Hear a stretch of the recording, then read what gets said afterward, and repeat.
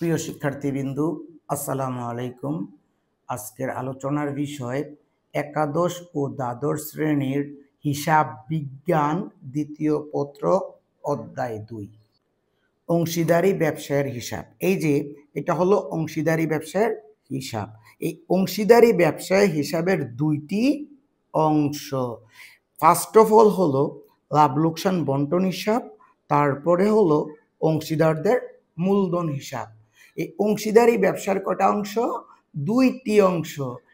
প্রথম হলো লাভ লোকসান বন্টন হিসাব, তারপরে হলো অংশীদারদের মূলধন হিসাব। এটা মেনলি তোমাদের পরীক্ষায় সৃজনশীলের ক্ষেত্রে গতে থাকে এবং এটা সৃজনশীলে গতে থাকে। সো আমি এখানে ফার্স্ট অফ অল প্রস্তুত প্রণালী আলোচনা করব, দেন অঙ্ক করব, তারপরে সৃজনশীল কিভাবে লিখবা ওইগুলো আলোচনা করে দিব। এখানে দেখো, আমি একটু আগে বলেছিলাম অংশীদারি ব্যবসার দুইটি অংশ, একটি হলো লাভ লোকসান বন্টন হিসাব আর অন্যটি হলো অংশীদারদের মূলধন হিসাব।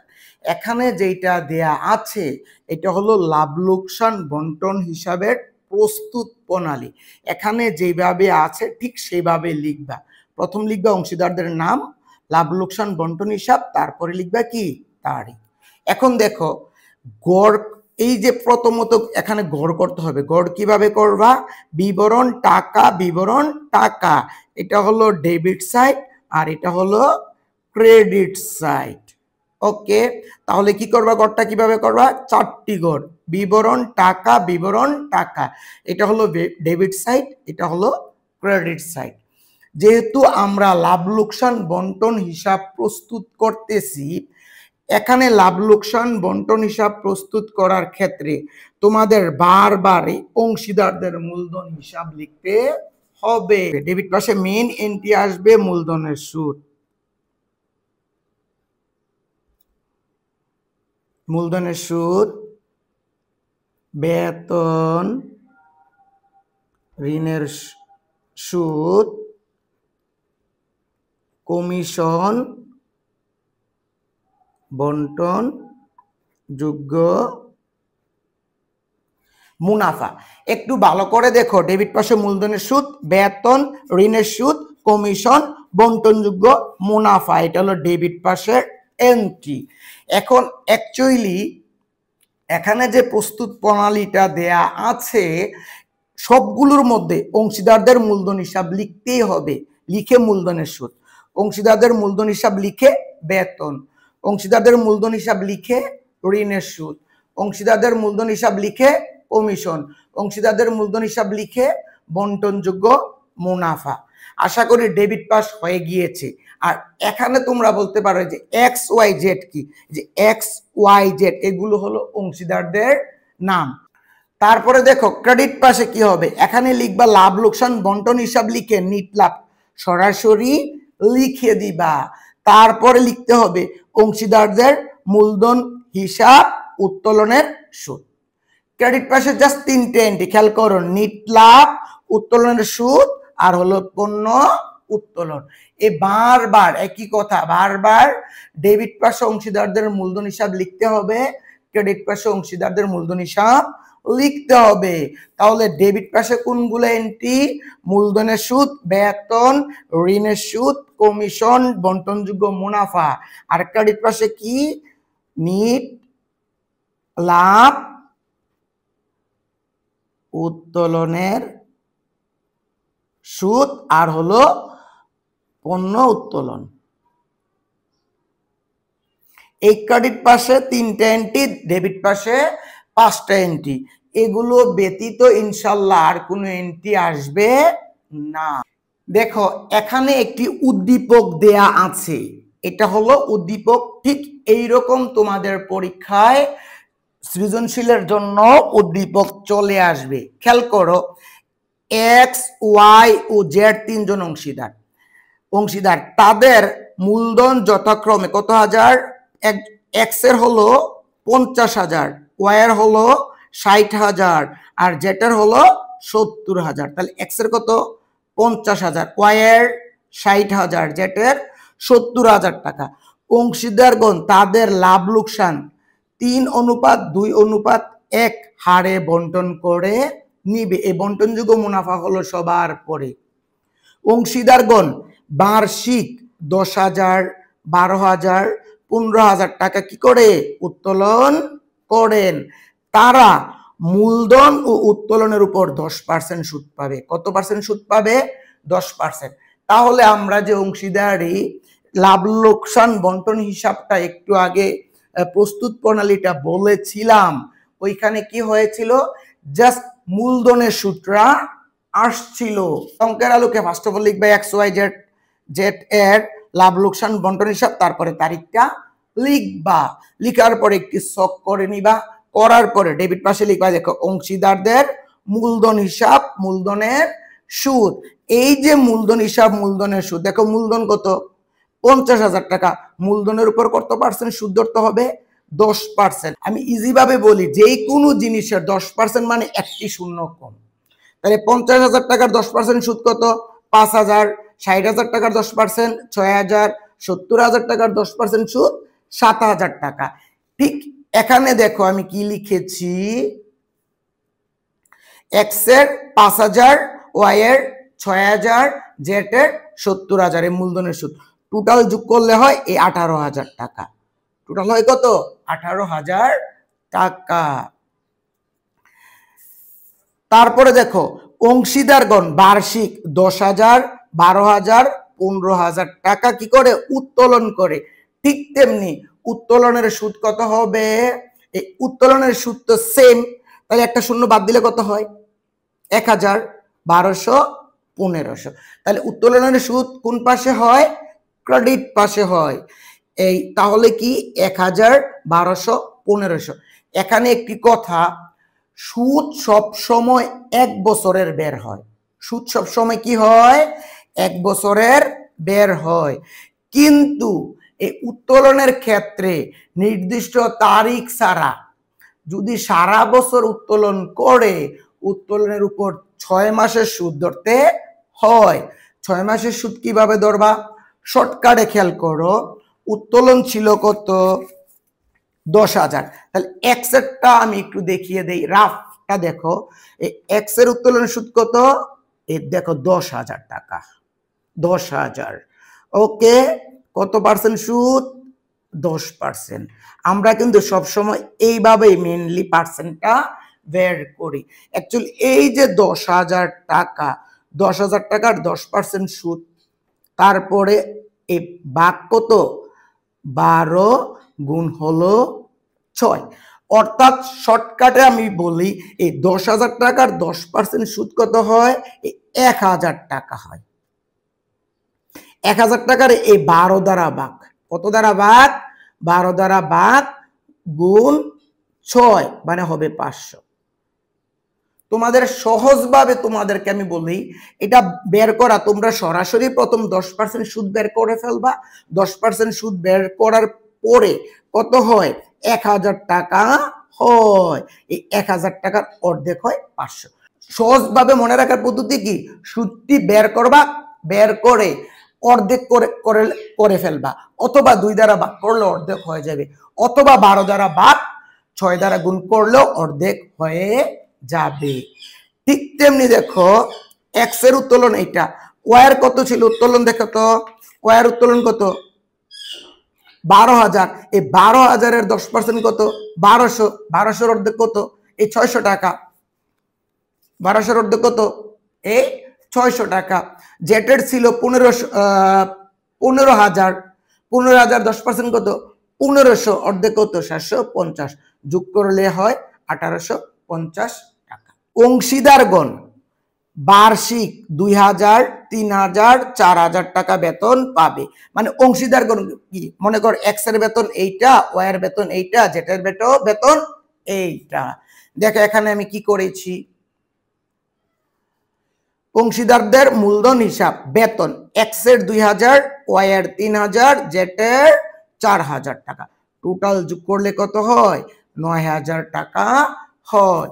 এই যে 9,000 টাকা কোথায় থেকে আসছে? এই যে 9,000 টাকা কোথায় থেকে আসছে? অংশীদারদের বেতন 2,000, 3,000, 4,000 টাকা। ওকে, তারপরে দেখো খেয়াল করো, এক্স বছরের মাঝামাঝি সময়, বারবার বলি বছরের মাঝামাঝি মানে কি 6 মাস, এক্স বছরের মাঝামাঝি সময়ে কারবারে 9,000 টাকা ঋণ সরবরাহ করে। কয় হাজার টাকা ঋণ সরবরাহ করে? 9,000 টাকা ঋণ সরবরাহ করে। এই যে ঋণের ক্ষেত্রে বাধ্যতামূলক মানে সব সময় অঙ্কে বলা থাকুক আর না থাকুক, এই ঋণের উপর বাধ্যতামূলক এই 6% সুদ ধরতে হয়। ভেরি ভেরি ইম্পর্টেন্ট, ঋণের উপর বাধ্যতামূলক কত পার্সেন্ট সুদ ধরতে হয়? বাধ্যতামূলক 6% সুদ ধরতে হয়। তাহলে ঋণ কত দেখো, 9,000 টাকা। ঋণ কত? 9,000 টাকার 6% সুদ বের করবা। 9,000 টাকার যদি আমরা 6% সুদ বের করি হয় 540 টাকা। খেয়াল করো কত হয়? এই 540 টাকা। এই যে 540 টাকা সুদ সবসময় কত দিনের বের হয়? 1 বছরের বের হয়। 1 বছরের বের হয়। সুদ সবসময় কি হয়? 1 বছরের বের হয়। এখন দেখো তাহলে 9,000 টাকার 6% সুদ হলো 540। ঋণটা আনছে কখন? বছরের মাঝামাঝি, তার মানে 6 মাস।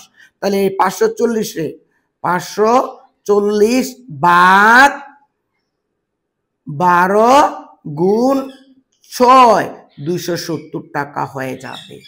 ক্যালকুলেটরটা কি করবা?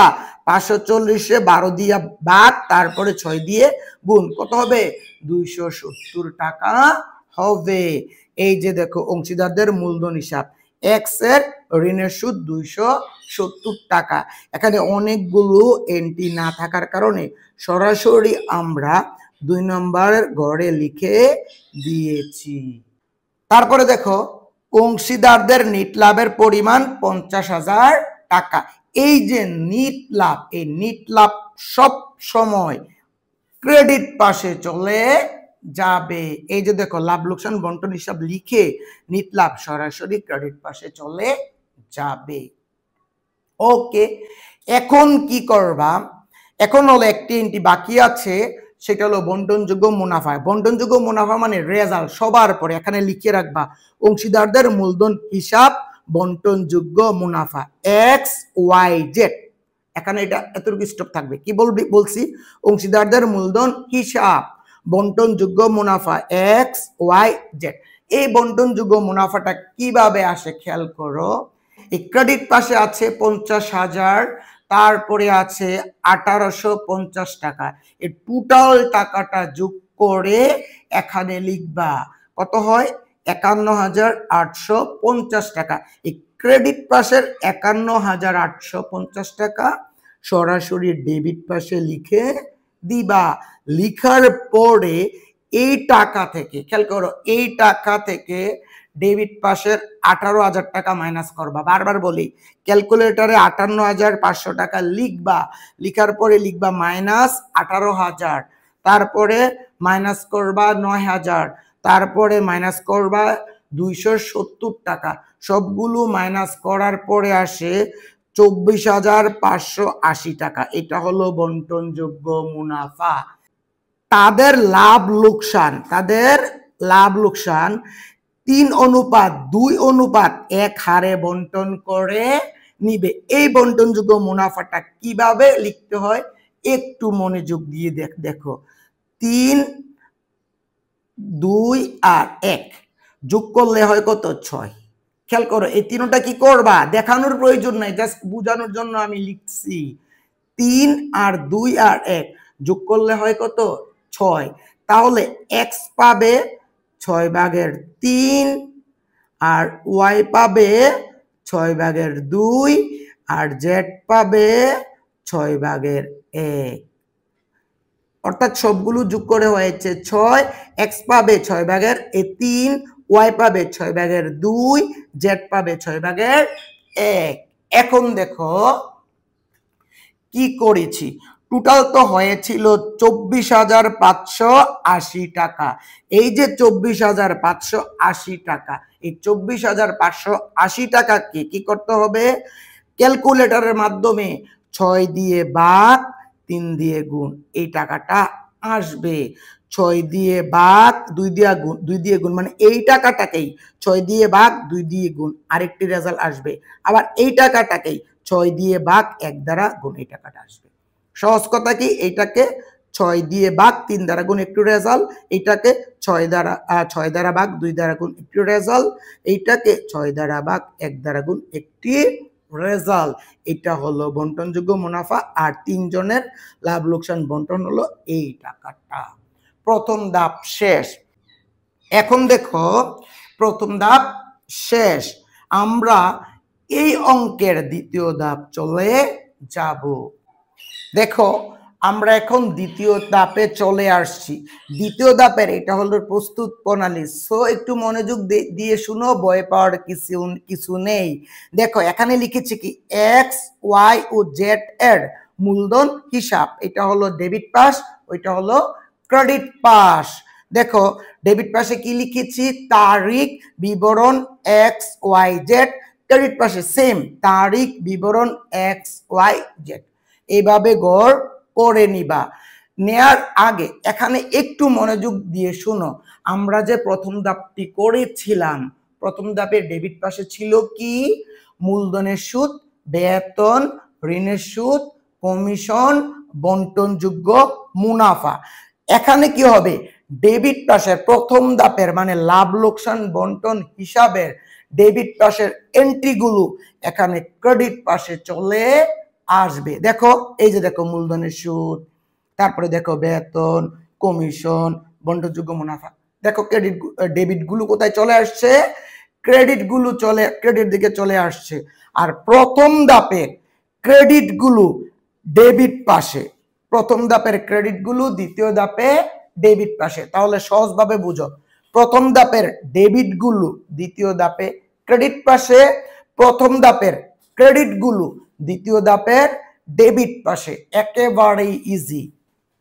এখানে নিট লাভ ও ঋণের সুদ আসবে না। কি আসবে না মানে প্রথম ধাপ থেকে নিট লাভ ও ঋণের সুদ ছাড়া, নিট লাভ লিখে দিই, দেখো নিট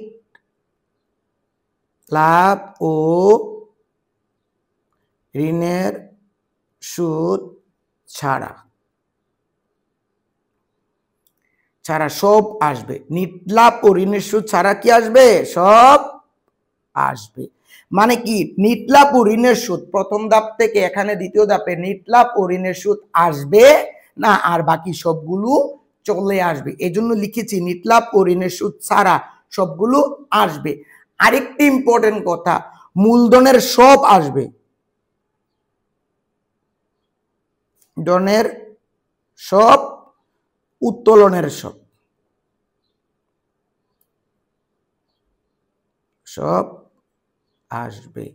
এখন দেখো তাহলে টোটাল প্যাকেজ কি পেলাম, নিট লাভ ও ঋণের সুদ ছাড়া ডেবিট পাশের সবগুলো, ডেবিট পাশের গুলো এখানে ক্রেডিট পাশে আসবে, ক্রেডিট পাশের গুলো ডেবিট পাশে চলে আসবে।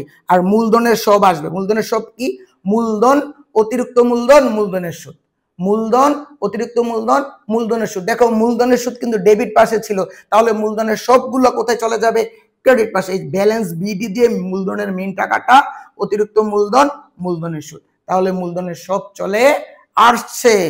আর উত্তোলনের সুদ কোথায় ছিল, ক্রেডিট পাশে। এখানে দেখো উত্তোলন হিসাব লিখে উত্তোলন হিসাব আসছে, উত্তোলনের সুদ আসছে, পণ্য উত্তোলন চলে আসছে।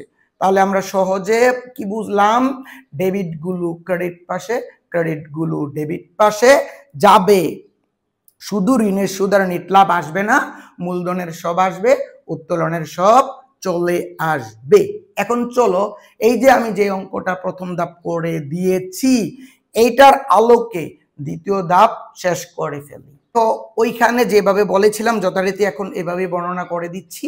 ফার্স্ট অফ অল দেখো এক্স ওয়াই ও জেড অংশীদারদের মূলধন হিসাব, গড়, তারিখ বিবরণ এক্স ওয়াই জেড ডেবিট পাশ, তারিখ বিবরণ এক্স ওয়াই জেড ক্রেডিট পাশ। দেখো অঙ্কটা হলো 2025 ইং। এখানে দেখো জানুয়ারি 1 তারিখ লিখে ব্যালেন্স বিডি দিয়ে যার যার মূলধনের টাকাটা মনে আছে তো, মূলধন কত, এই যে দেখো মূলধন 50, 60, 70, চোখ বন্ধ করে লিখে ফেললাম 50, 60, 70,000। ওকে, তারপরে লিখবা, বারবার বলি জানুয়ারি 1 তারিখ লিখে ব্যালেন্স বিডি লিখে মূলধনের টাকাটা লিখে ফেলবা, তারিখটি যাতে প্রবলেম না হয়। তারপরে ডিসেম্বরের 31 লিখে লাভ লোকসান বন্টন হিসাব লিখবা। কেন লাভ লোকসান বন্টন হিসাব লিখবা? লাভ লোকসান বন্টন হিসাবে লিখেছিল অংশীদারদের মূলধন হিসাব, আর অংশীদারদের মূলধন হিসাবে লিখবা লাভ লোকসান বন্টন হিসাব। এই লাভ লোকসান বন্টন হিসাবে লিখতে হবে মূলধনের সুদ, মানে ডেবিট পাশে কি ছিল? মূলধনের সুদ, বেতন, বন্টনযোগ্য মুনাফা। মূলধনের সুদ 5,000, 6,000, 7,000, বেতন এক্সের গড়ে, ওয়ার গড়ে, জেটের গড়ে, বন্টনযোগ্য মুনাফা এক্সের গড়ে, ওয়ার গড়ে, জেটের গড়ে। এখানে স্টপ করবা। করার পরে এই পাশে তারিখটি বোঝার সহজ পদ্ধতি, এই পাশে সব সময় ডিসেম্বরের 31 তারিখ হবে 2025। 2025 ইং কত হবে? ডিসেম্বরের 31। ডিসেম্বর 31 লিখে উত্তোলন হিসাব। উত্তোলন কে কত করেছিল? 10,000, 12,000, 15,000। উত্তোলন করেছিল কত? দেখো উত্তোলন ছিল কত? 10,000, 12,000, 15,000 টাকা। তাহলে ডিসেম্বরের 31 উত্তোলন হিসাব কত লিখেছি? 10,000, 12,000, 15,000 টাকা লিখে দিয়েছি। তারপরে লিখবা লাভ লোকসান বন্টন হিসাব, কারণ মূলধন হিসাবে লাভ লোকসান বন্টন হিসাব লিখতে হয়। লাভ লোকসান বন্টন হিসাব লিখে ক্রেডিট পাশে কি ছিল? জাস্ট একটা এন্ট্রি ছিল উত্তোলনের সুদ। উত্তোলনের সুদ লিখে যার যার টাকাটা তার ঘরে লিখে দিবা। তারপরে দেখো অঙ্কের রেজাল্টটা কিভাবে আসবে। এই ক্রেডিট পাশে সবগুলো যোগ করবা, যোগ করে একটি অ্যামাউন্ট হয়েছে, এই সবগুলো যোগ করে এটা হয়েছে, সবগুলো যোগ করে এটা হয়েছে, সবগুলো যোগ করে এটা হয়েছে। এই টাকাগুলো সেম টু সেম এখানে বসিয়ে দিবা। দেওয়ার পরে এই টাকা থেকে এই 10,000 মাইনাস করবা, 500 মাইনাস করবা, মাইনাস করার পর যেটা থাকে সেটা হলো রেজাল্ট। 58,790 টাকা, এটা হলো রেজাল্ট। ঠিক তেমনি এই টাকা থেকে এটা মাইনাস করবা, এটা মাইনাস করবা, এটা রেজাল্ট। ঠিক এই টাকা থেকে এটা মাইনাস করবা, এটা মাইনাস করবা, তাহলে এটা রেজাল্ট। আবার বলি, ক্রেডিট পাশে যোগ করার পর ওই যোগফলগুলোই আবার ডেবিট পাশে বসাবা। এই ডেবিট পাশে টাকা থেকে যতটি এন্ট্রি বা দাখিলা থাকে সবগুলো বিয়োগ করলে যেই টাকাটা বের হয় সেটা হলো রেজাল্ট। সবগুলো রেজাল্ট এভাবে চলে আসবে। আর রেজাল্টের নাম হলো ব্যালেন্স সিডি। রেজাল্টের নাম কি? Balance CD.